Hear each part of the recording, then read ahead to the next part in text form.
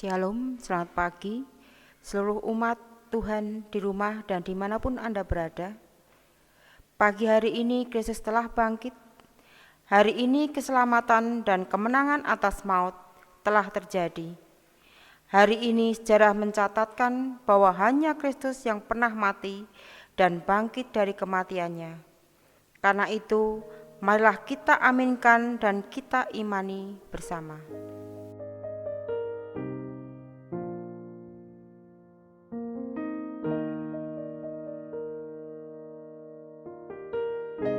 Pembacaan dari Matius 28 ayat 1 sampai 11. Setelah hari Sabat lewat, menjelang menyisingnya fajar pada hari pertama minggu itu, pergilah Maria Magdalena dan Maria yang lain menengok kubur itu. Maka terjadilah gempa bumi yang hebat, sebab seorang malaikat Tuhan turun dari langit dan datang ke batu itu dan menggulingkannya, lalu duduk di atasnya. Wajahnya bagaikan kilat dan pakaiannya putih bagaikan salju. Dan penjaga-penjaga itu gentar ketakutan dan menjadi seperti orang-orang mati. Akan tetapi malaikat itu berkata kepada perempuan-perempuan itu, "Janganlah kamu takut, sebab aku tahu kamu mencari Yesus yang disalibkan itu. Ia tidak ada di sini, sebab ia telah bangkit, sama seperti yang telah dikatakannya. Mari, lihatlah tempat ia berbaring. Dan segeralah pergi dan katakanlah kepada murid-muridnya bahwa ia telah bangkit dari antara orang mati. Ia mendahului kamu ke Galilea. Di sana kamu akan melihat dia. Sesungguhnya aku telah mengatakannya kepadamu." Mereka segera pergi dari kubur itu dengan takut dan dengan sukacita yang besar dan berlari cepat-cepat untuk memberitahukannya kepada murid-murid Yesus.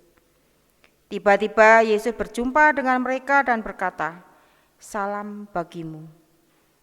Mereka mendekatinya dan memeluk kakinya serta menyembahnya. Maka kata Yesus kepada mereka, "Jangan takut. Pergi dan katakanlah kepada saudara-saudaraku supaya mereka pergi ke Galilea, dan di sanalah mereka akan melihat aku."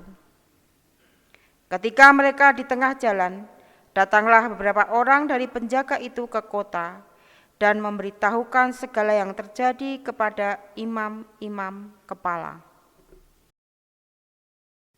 Di hari kebangkitannya, Kristus menyampaikan salam kepada semua muridnya serta pengikutnya.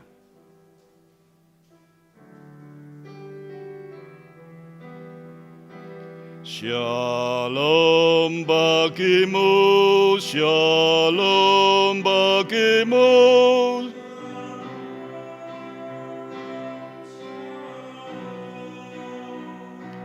Damai sejahtera, shalom, shalom.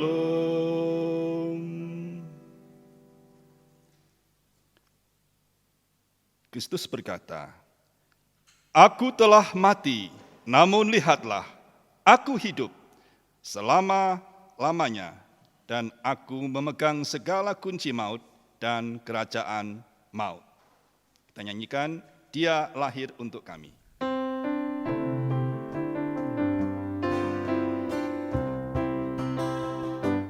Dia lahir untuk kami, dia mati untuk kami, dia bangkit untuk kami semua. Dia itu Tuhan kami, dia itu Allah kami, dia Raja di atas segala raja. Dia itu firman Allah yang turun ke bumi, dia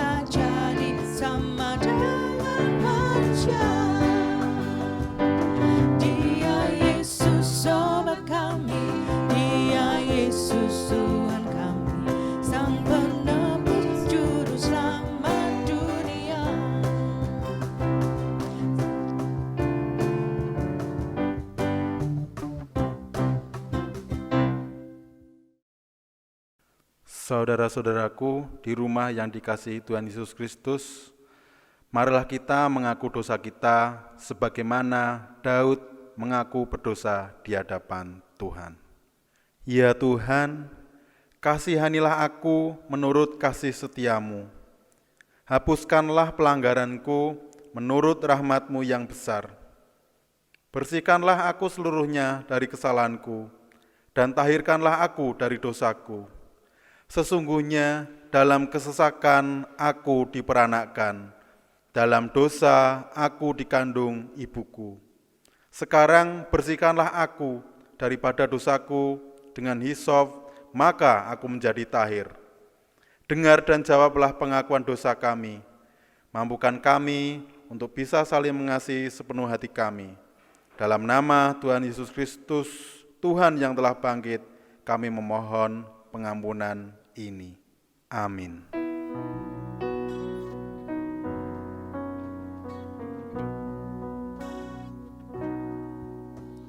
Sukacitaku penuh, ku bermazmur bagimu, karena ku tahu ku telah ditebus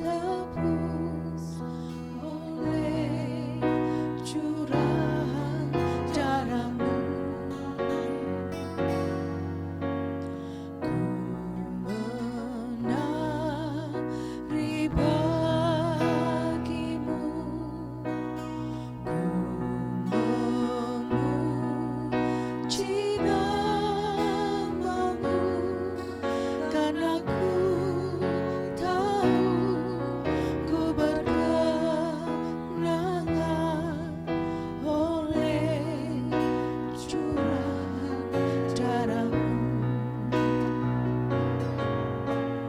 Darah-Mu Yesus, sucikan daku. Darah-Mu Yesus, bebaskan ku. Darah-Mu Yesus, sembuhkan daku.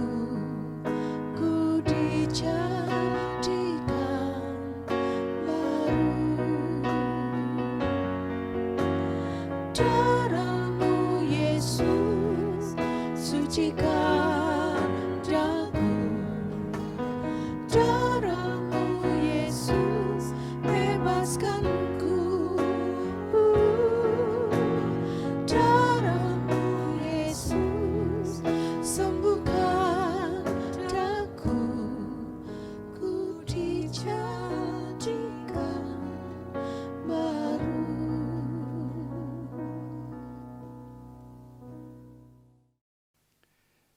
1 Korintus 6 ayat 14. Allah yang membangkitkan Tuhan akan membangkitkan kita juga oleh kuasa-Nya. Berdasarkan firman inilah kepercayaan di dalam Kristus Yesus, saya memberitakan anugerah bahwa pengampunan dosa terjadi bagimu sekalian. Dalam nama Allah Bapa, Anak, dan Roh Kudus. Amin. Kita nyanyikan Kidung Pasamuan Jawi 267 bait pertama, Pamarto Kulo Agesang. Kita nyanyikan bait pertama serta baitnya yang kedua juga.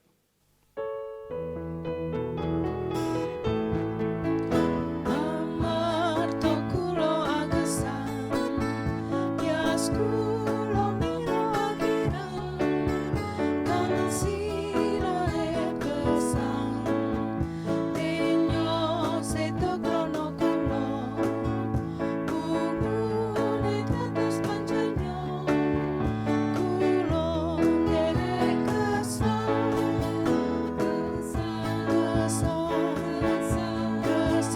pamarto kulo agesang,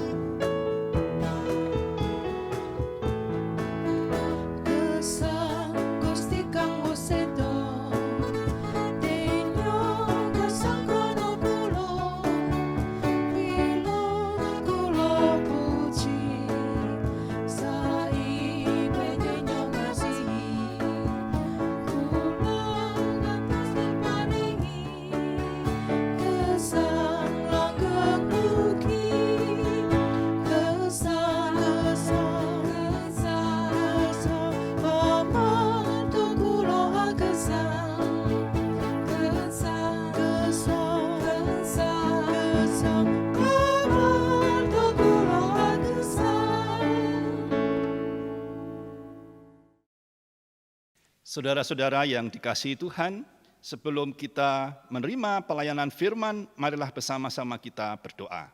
Saya hantarkan.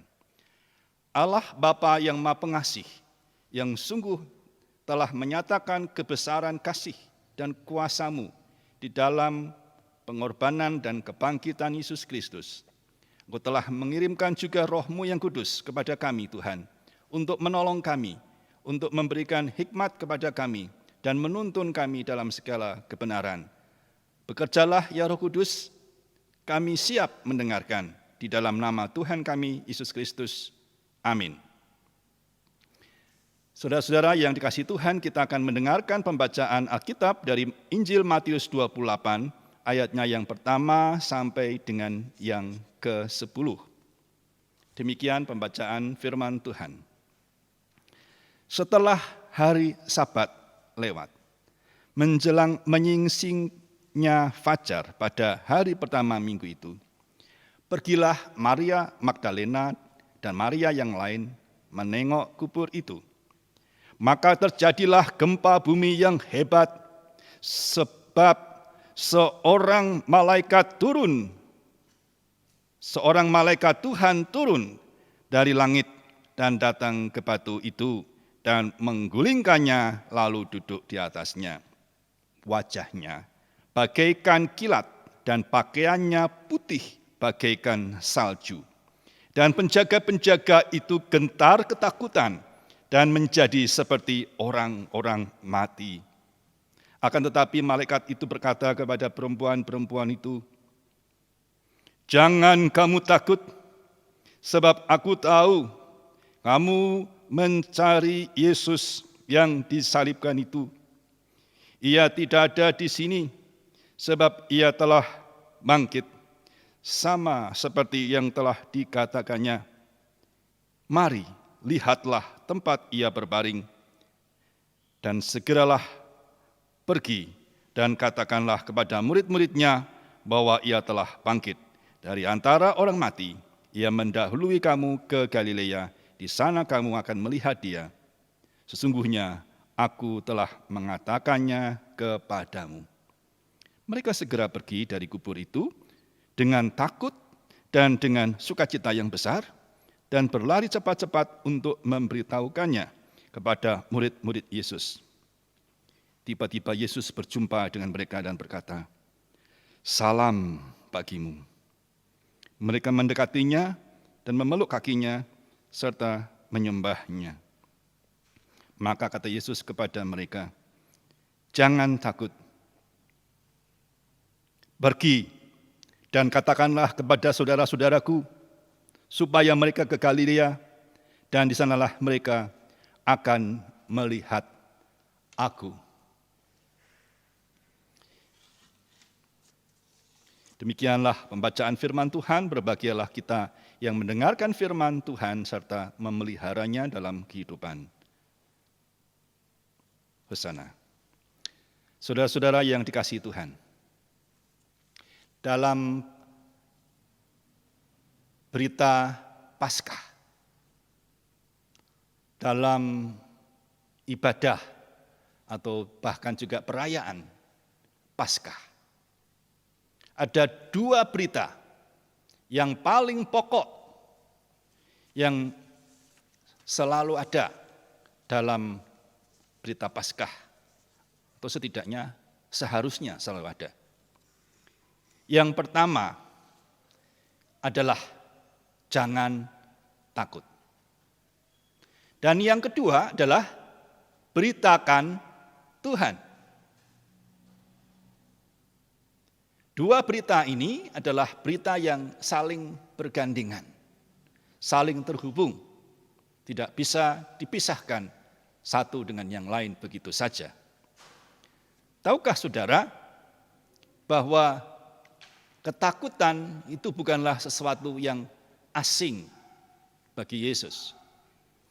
Ketika Yesus menyampaikan sesuatu, ia bukan hanya berkata-kata dengan pengetahuan saja, tetapi dengan penghayatan. Kenapa? Karena Yesus sudah pernah takut Dan Yesus sudah mengalahkan ketakutan itu. Di Getsemani, Tuhan Yesus berkata di dalam doanya kepada Bapa, "Ya Bapa, sekiranya mungkin biarlah cawan ini lalu daripadaku." Dan ia merasa gentar, ia merasa takut. Tetapi ia menambahkan dari doanya itu bukan dengan permintaan-permintaan saja. Sebagaimana mungkin kita seringkali doanya banyak permintaan-permintaan saja. Tapi Yesus sebagai seorang hamba yang taat, sebagai seorang anak yang taat, Yesus mengatakan, "Tetapi jangan kehendakku, kehendakmu lah yang jadi." Di dalam segala ketakutannya, ia menyerahkan hidupnya kepada Allah Bapa. Dan kita melihat bahwa kemudian malaikat memberikan kekuatan kepadanya. Jadi sesungguhnya takut diizinkan oleh Tuhan. Tapi berita Paskah ialah jangan takut. Karena ketakutan telah dikalahkan oleh Tuhan dengan kehadiran Tuhan.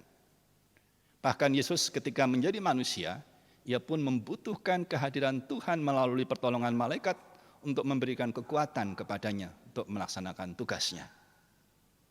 Saudara-saudara yang dikasihi oleh Tuhan Yesus, berita yang pertama mungkin itu sering kali kita dengar tentang berita Paskah. Tapi ada berita yang kedua yang tidak kalah pentingnya, yaitu beritakan Tuhan. Beritakan Tuhan itu seperti apa, saudara? Beritakan Tuhan itu bukan mengajarkan tentang Tuhan adalah gembalaku atau Tuhan Yesus itulah juru selamat. Itu adalah satu dari 3 unsur Tritunggal dan sebagainya. Kita seringkali berpikir bahwa kita ini harus menjadi seorang yang ahli dalam iman Kristen atau dalam teologi ketika kita harus memberitakan Tuhan. Tapi saudara, kalau saudara menyadari apa yang terjadi pada jemaat mula-mula, jemaat yang mula-mula itu mengatasi rasa takut mereka itu bukan dengan cara yang lain daripada memberitakan Tuhan itu sendiri. Waktu itu belum ada dogmatika, belum ada teologi dogmatika, belum ada istilah Allah Tritunggal, belum ada, saudara. Waktu itu belum ada yang namanya pengakuan iman rasuli, belum ada.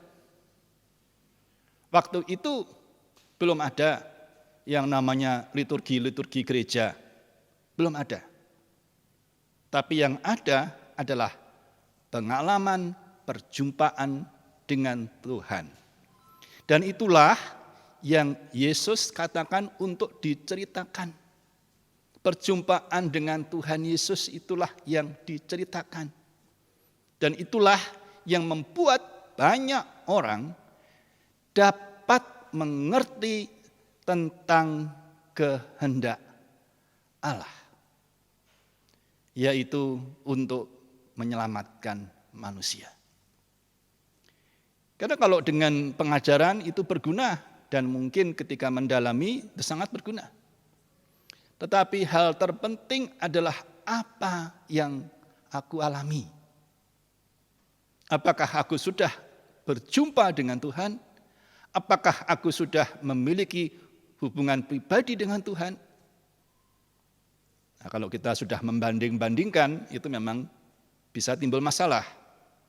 Karena ada orang yang punya pengalaman berjumpa itu dalam arti melihat sosok terang, bahkan wajah Tuhan Yesus, menjumpai secara langsung, dan itu membuat dia begitu bersemangat, sehingga seolah-olah itulah ukuran untuk berjumpa dengan Tuhan.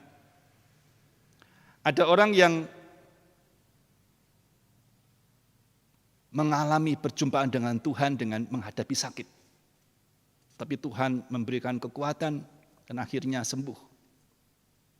Ada orang yang mengalami perjumpaan Tuhan ketika ada masalah yang seperti tidak terpecahkan. Tetapi Tuhan menolongnya untuk menyelesaikannya. Ada saat berjumpa dengan Tuhan ketika orang itu sedang bingung bagaimana harus berbuat, tetapi Tuhan memberikan hikmat. Dan banyak perjumpaan yang lain.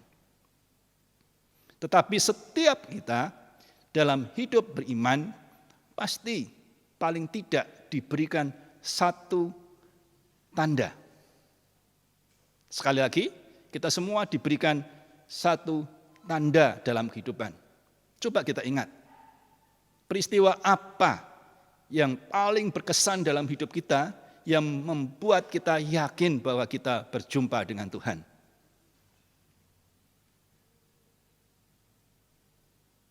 Nah, kalau sudah ingat, kemudian berbagi.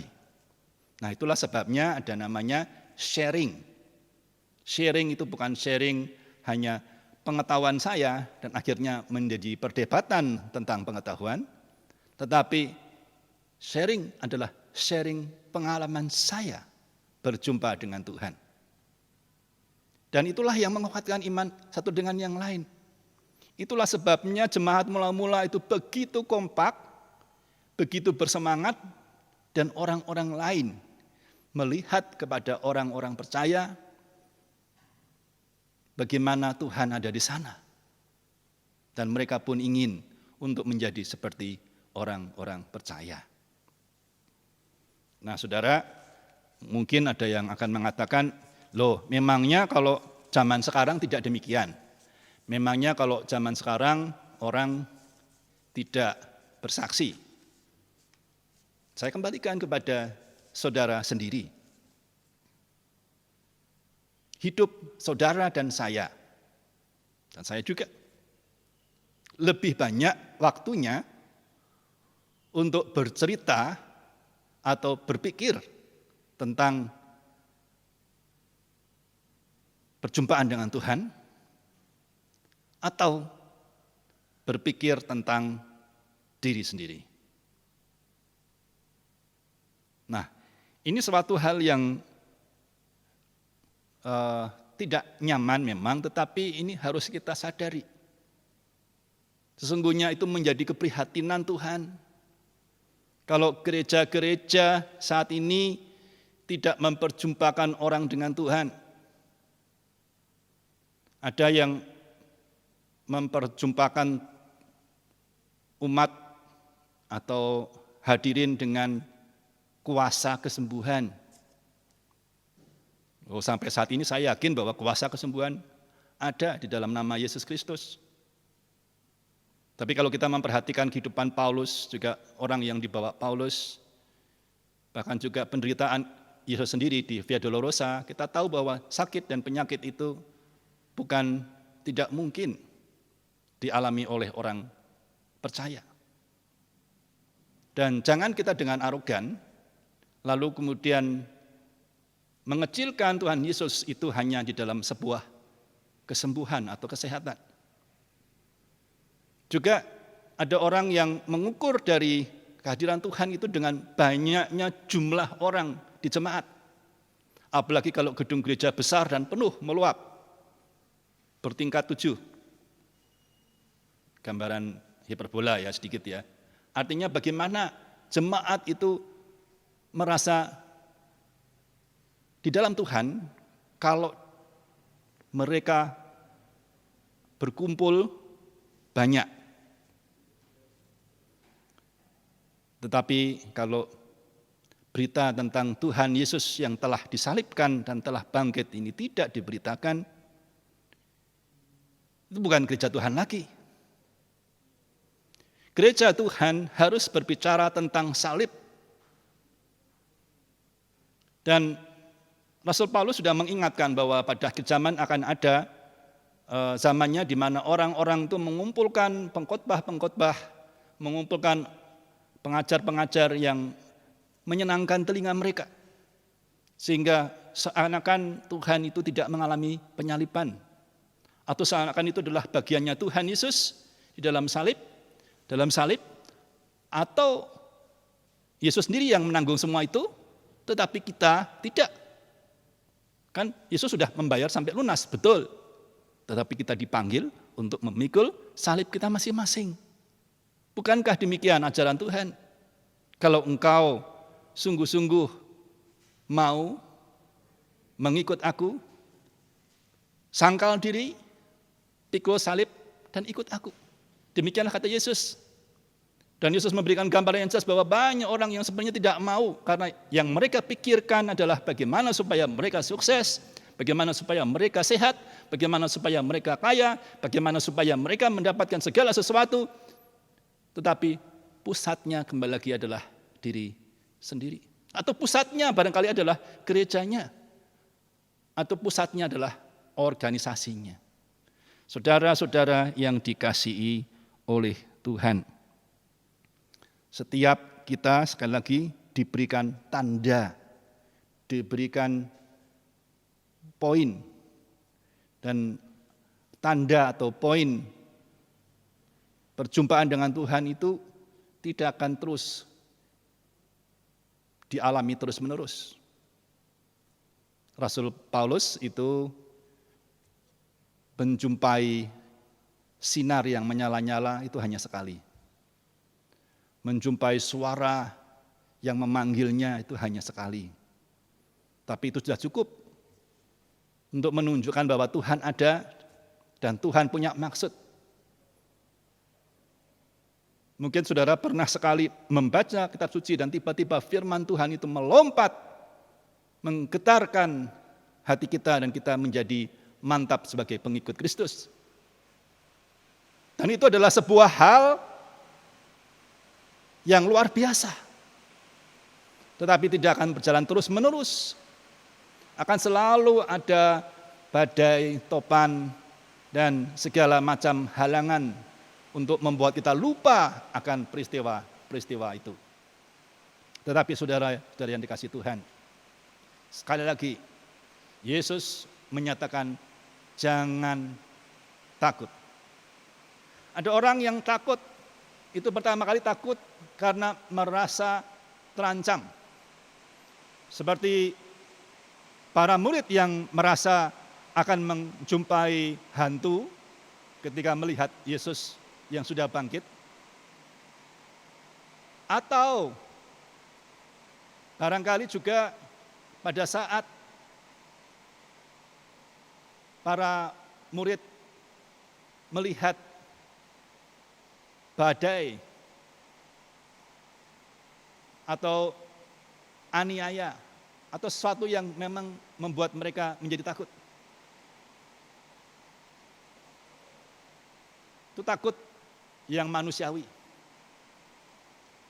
Tetapi setelah itu Yesus memperlihatkan kepada para murid setelah mereka masa takut itu bahwa ia hidup, dan itu menimbulkan rasa takut yang kedua.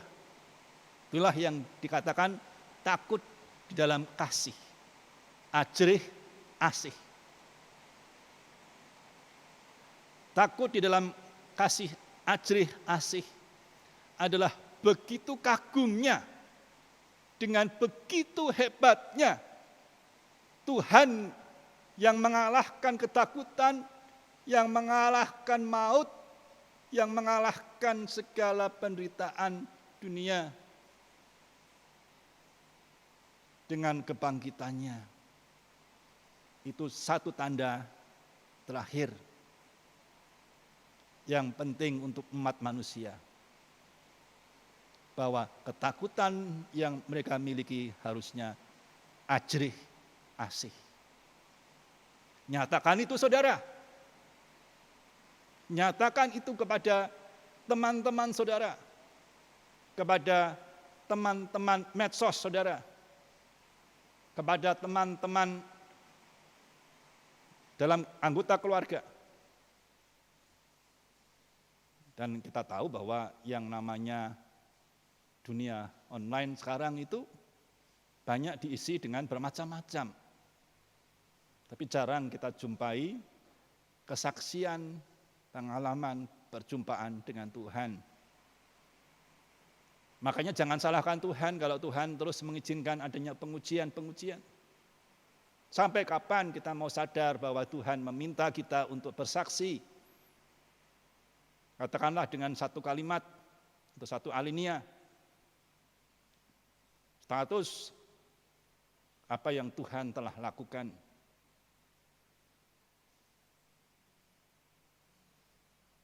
Satu dosa, Adam membuatnya harus kehilangan kemuliaan dan dia mati. Tapi satu tanda dari Tuhan, ketika saya berjumpa dengan Tuhan, membuat saya hidup.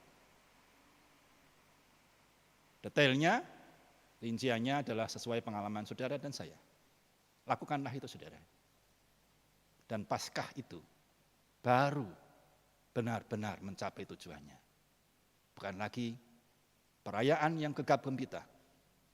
Bukan lagi pesta pora, undian door prize, dan segala tawa canda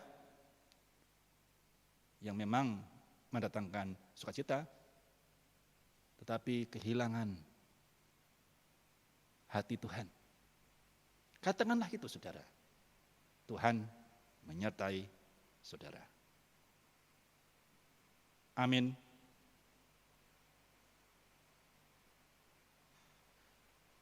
Mari kita berdoa.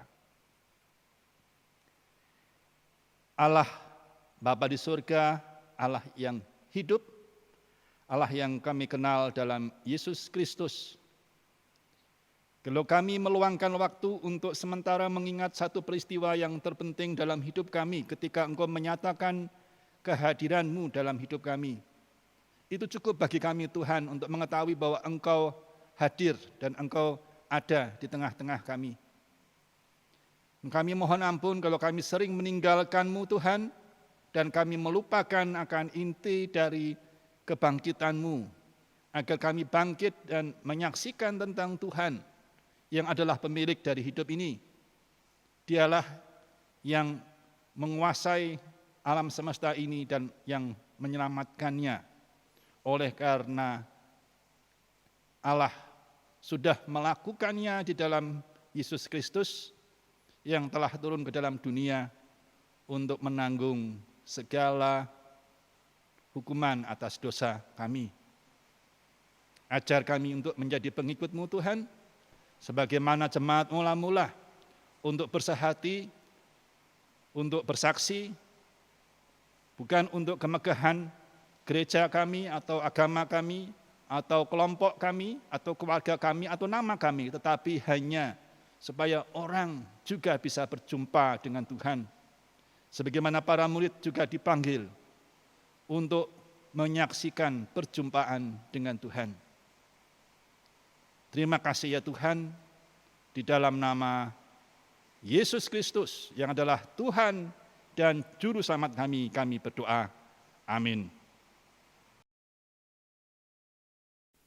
Umat Tuhan di rumah atau saudara dimanapun Anda berada, marilah kita panjatkan doa syafaat kita. Saya hantarkan.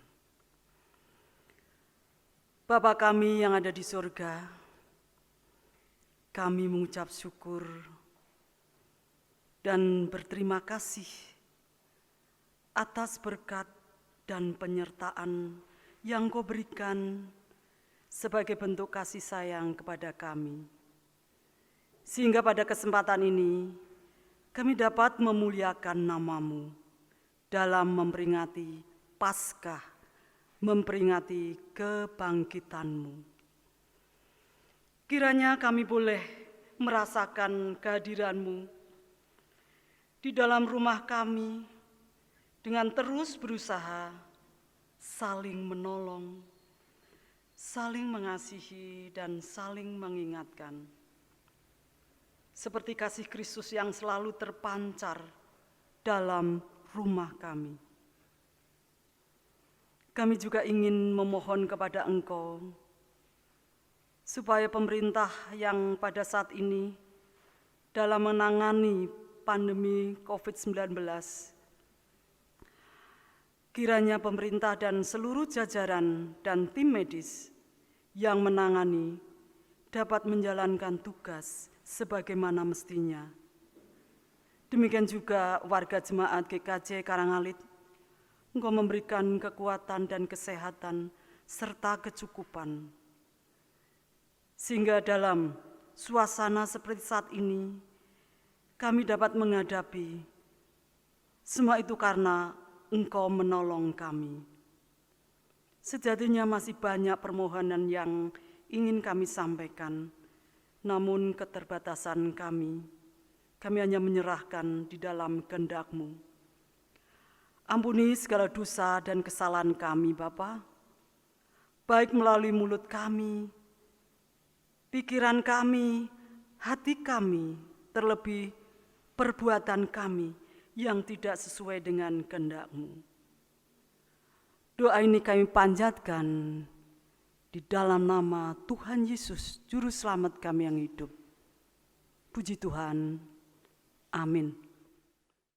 Umat di rumah yang dikasihi Tuhan, kepada Dia yang bertahta di surga mulia, layaklah diunjukkan segala puji-pujian, sembah, kemuliaan, dan persembahan. Firman Tuhan untuk mendasari kita mengaturkan persembahan terambil dari Roma 11 ayat 36. Demikian firman Tuhan. Sebab segala sesuatu adalah dari Dia, dan oleh Dia, dan kepada Dia. Bagi Dialah kemuliaan sampai selama-lamanya. Persembahan bisa dimasukkan dalam amplop dan dikumpulkan kepada ketua wilayah masing-masing.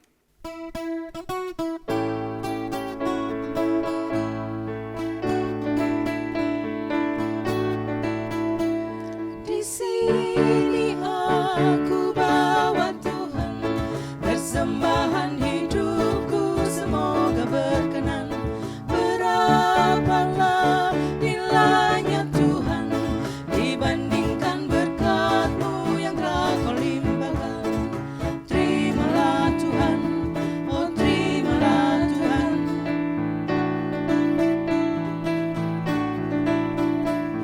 Tanganku yang kecil ya Tuhan, belum mencari makan sendiri ya Tuhan.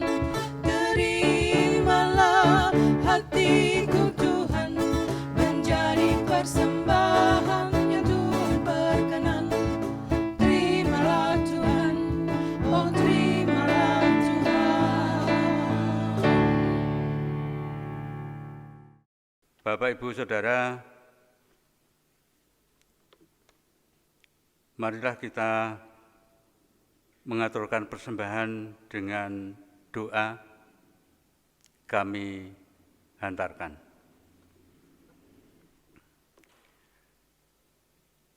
Allah Bapa yang bertahta di kerajaan surga, puji syukur dan terima kasih kami panjatkan kehadirat-Mu ya Tuhan, atas berkat dan karunia-Mu. Pada pagi hari ini, kami mengucap syukur dan terima kasih. Bapa di surga, pada kesempatan pagi hari ini, pagi yang begitu indah, kami mengaturkan persembahan.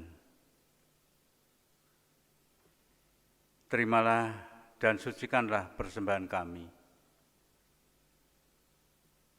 Untuk itu Tuhan, kepada saudara-saudara kami yang Engkau percaya mengelola persembahan, berilah kebijaksanaan dan takut akan Tuhan, dan senantiasa dapat mengerjakan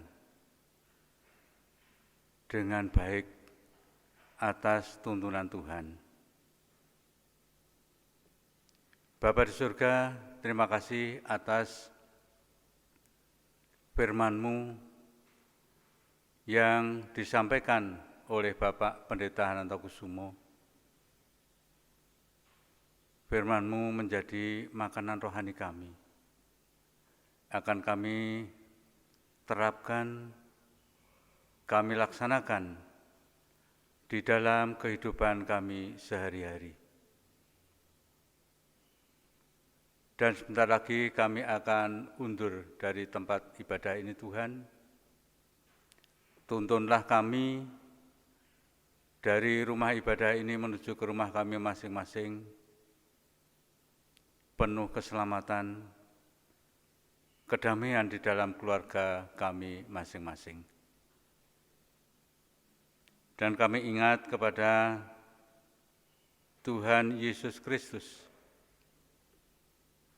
yang telah mengajarkan kami doa Bapa kami yang dinyanyikan.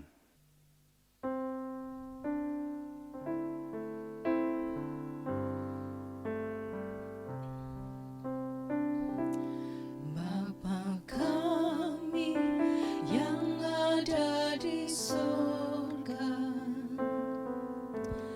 dikuduskanlah namamu, datanglah kerajaan-Mu, jadilah kehendak-Mu di bumi seperti di sorga.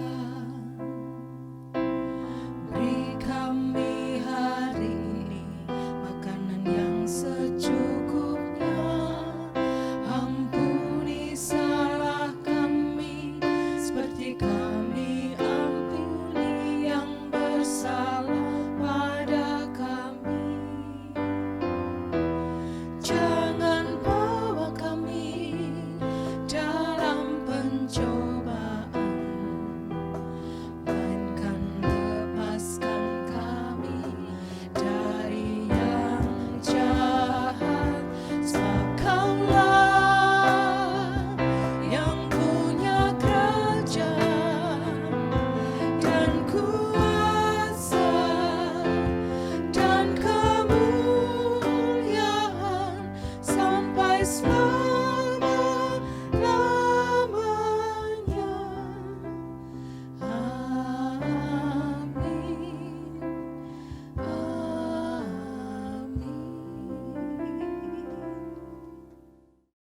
Segenap umat di rumah atau dimanapun Anda berada, bersama dengan seluruh umat Tuhan di muka bumi, mari kita memperbarui iman percaya kita dengan mengucapkan pengakuan iman rasuli dengan sikap berdiri, tangan kanan di dada kiri.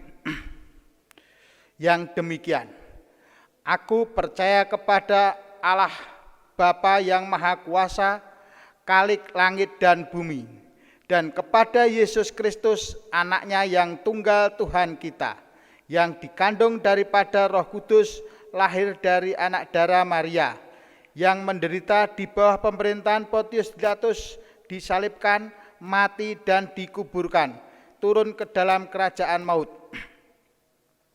Pada hari yang ketiga bangkit pula di antara orang mati, naik ke surga, duduk di sebelah kanan Allah Bapa yang Maha Kuasa, dan akan datang dari sana untuk menghakimi orang yang hidup dan yang mati. Aku percaya kepada Roh Kudus, gereja yang kudus dan am, persekutuan orang kudus, pengampunan dosa, kebangkitan daging, dan hidup yang kekal. Segenap umat di rumah dan dimanapun Anda berada yang dikasihi Tuhan, mari mengingat akan tugas dan tanggung jawab kita sebagai umat Tuhan untuk menyatakan pekerjaan Allah. Dengan demikian, terimalah berkat Tuhan.